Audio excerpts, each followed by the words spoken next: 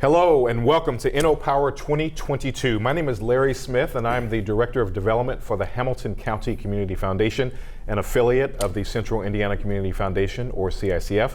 I'm also the founder and president of Leaf LLC, a multifaceted consulting firm. The big question that we're going to talk about today is how we accelerate business productivity in Black communities. We know emerging Black businesses cannot succeed in a vacuum. There needs to be an ecosystem. Instead, they need a network connecting other businesses, access to appropriate financial services. Capital is extremely important. Equitable laws and policies that encourage small business growth, and a broader community culture and structure that champions entrepreneurship and rewards innovation. LISC has been a leader in Indy to provide supports for Black small businesses, and we're going to talk about that today with the first African-American executive director of LISC Indiana. LISC stands for Local Initiative Support Corporation, and that is the person of Dr. David Hampton. And he has an incredibly diverse and impressive background. Pastor, former deputy mayor of our great city of Indianapolis, more than 20 years of experience in community engagement, advocacy, activism, and strategy. Driven by his faith in Jesus Christ, Dr. Hampton maintains a passion for social justice, equity, and helping underserved communities. Dr. Hampton earned a BA degree from the University of Indianapolis, go Greyhounds, an MTS and D-Min from Christian Theological Seminary here in Indy. He also holds executive certificates in business strategy from Harvard Business School and diversity, equity, and inclusion from Purdue University. Welcome, Dr. Hampton. Thank you, Larry. Good to be here with you. Amen. We've also known each other for quite a while. This is quite a community leader. I'm honored to be here. Way back. Just a few questions we have for you. I know you're well prepared to answer these. Doesn't need any notes or anything like that. He has it all up here. Dr. Hampton, you have perfected the perfect background to be executive director of an organization like LISC. How has your background helped you as you get your arms around what LISC is trying to do in this city? Sure, absolutely. Thank you, Larry, and thank you for allowing me to be on the show today.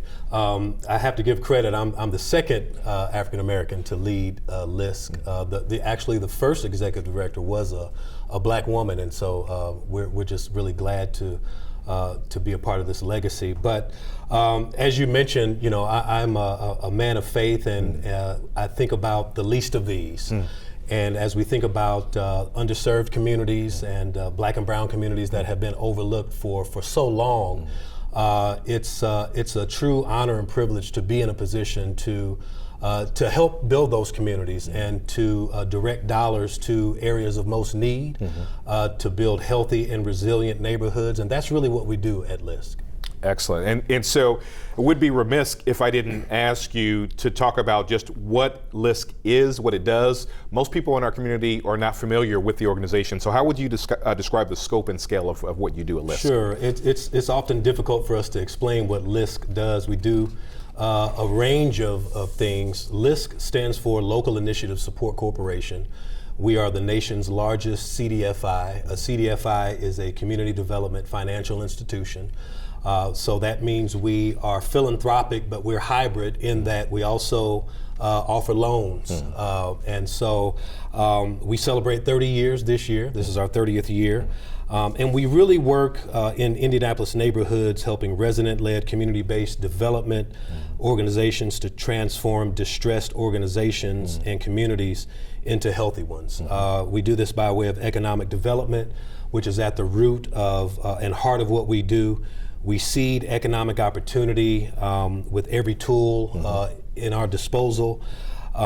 We equip entrepreneurs to launch and grow businesses that are engines of economic activity so that we generate wealth for families and communities. We also work to rebuild disinvested neighborhoods along with their economies through a set of integrated strategies that address the needs of residents and businesses. So at the heart of what we do, I guess, if I could say in a nutshell, we seek to build ecosystems. We build interdependent communities that can leverage support for one another, as well as build surrounding communities. And what makes a great neighborhood, we like to think of in terms of the acronym LOVE, L-O-V-E. Livability, opportunity, vitality, and education. We all know that a stable neighborhood has a good school, education, is vital, has vitality, shops and centers whereby individuals can go. Indianapolis is one of the largest food deserts in the country, and so we seek to address issues of social determinants of health, food insecurity, a whole gamut of issues to build our neighborhoods. I think it's a great answer, and I appreciate that because, again, not very many people know about what you do, so that's incredibly important. I work for a foundation, a philanthropic organization, and what I like to say is this. Philanthropy is great for addressing today's needs, hunger, homelessness, et cetera, but entrepreneurship and building companies that pay sustainable wages are better for solving tomorrow's issues that arise, and that's what you're doing with your ecosystem. A lot has been said recently about Black businesses and how to support them. How would you describe the climate today for Black businesses? Yeah, I think the climate for Black businesses, on the one hand, there are a plethora of opportunities. On the other hand, because of historical systematic issues, systematic racism, systematic inequity, it's hard sometimes for Black businesses to overcome some of the obstacles that they see on a regular basis. And I would say of those obstacles, capacity building, access to capital is probably number one. Most Black businesses that are startups need some education and some training, as well as just some credit enhancement tools to help overcome some of the financial holes and pitfalls that we run into far too often. Excellent. Appreciate that. You're a business owner yourself, so you're not talking about this merely from an ideological standpoint, but from an experiential standpoint. What was helpful to you as you thought about starting your own business and growing your own business? What has been most helpful to you and the advice that you would give to other people? Absolutely. Again, for me, the same as any other business owner, and especially as a startup, you have to seek meaningful partnerships. I think that's key and critical. Indy Chamber has been a great resource. Other businesses have been a great resource. And so I think that as much as we can build ecosystem, and I'm going to keep drilling this in because I want the audience to really hear this, public-private partnerships are critical to building business, critical to philanthropy, critical to building community. Excellent. We appreciate that. I love that word ecosystem because, again, that's exactly what we need. It's not just one thing. And you also mentioned earlier capacity building.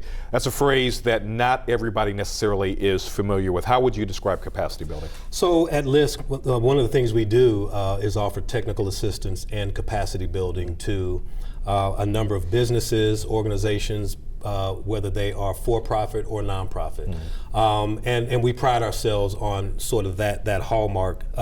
Just this year, a few of the things that we were able to accomplish specifically with Black and brown businesses, we launched the Real Estate Assistance Fund for Black-owned businesses to provide $20,000 grants to businesses that are approved, a loan through the Indiana Small Business CDFI Collaborative. Last year we also continued the Small Business Relief Grant Program, which offered 2 additional grant rounds, one focused on Black-owned Black-owned businesses impacted by COVID-19, of course, and the pandemic. We awarded 89 small businesses with grants ranging from $5,000 to $15,000. 49% of those were women-owned businesses.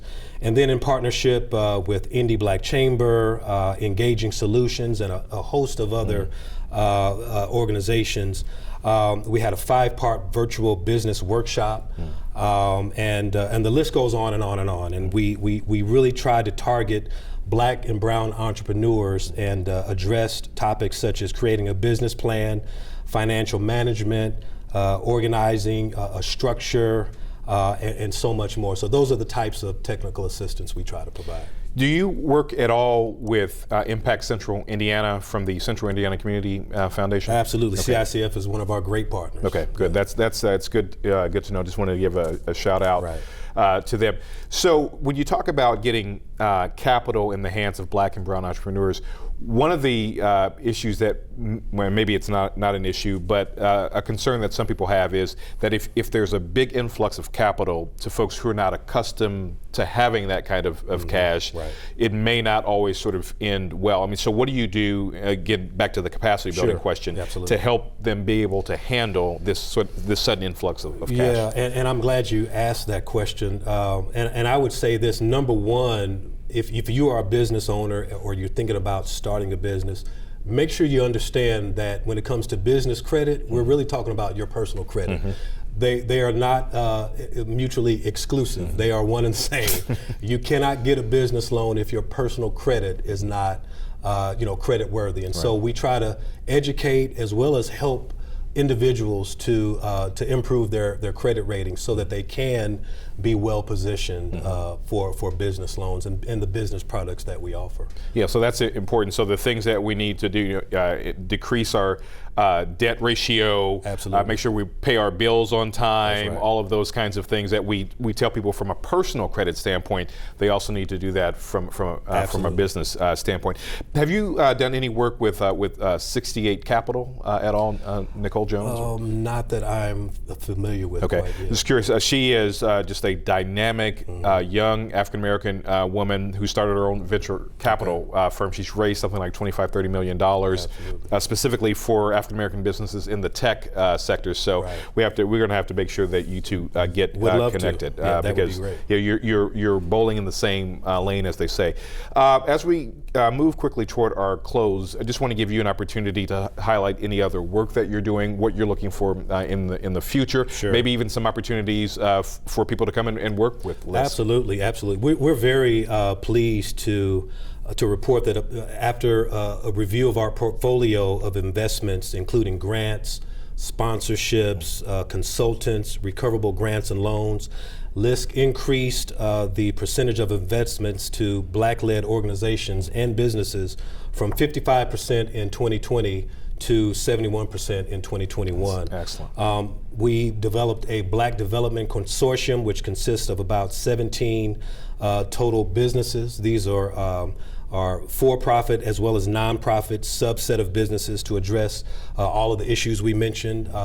We like to move into the realm of Black business incubators and businesses mentoring other businesses. You know, if you're a large successful business, you have a lot to offer to small budding or startup businesses.